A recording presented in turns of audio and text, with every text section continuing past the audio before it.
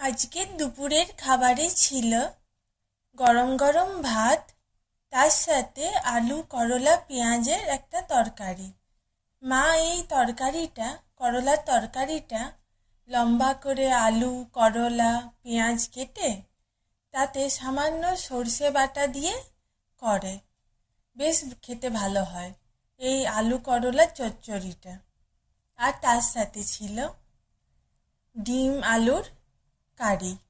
মাকে বলেছিলাম যে একটু লাল লাল ঝোল করতে, তো ঝোলটা অনেকটা মরে গিয়ে এখন বেশ ঘন হয়ে গেছে। আমার ডিম আলুর কারি দিয়ে ভাত খেতে বেশ ভালো লাগে। আর তার সাথে ছিল বেগুন ভাজা।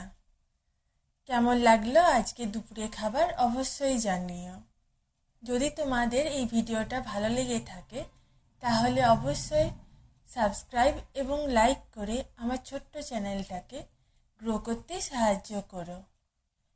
আমারও মায়ের ছোট্ট চ্যানেল কি করি আজে তোমাদের সবাইকে স্বাগত জানাই। Thank you to all of my viewers. Thank you for watching.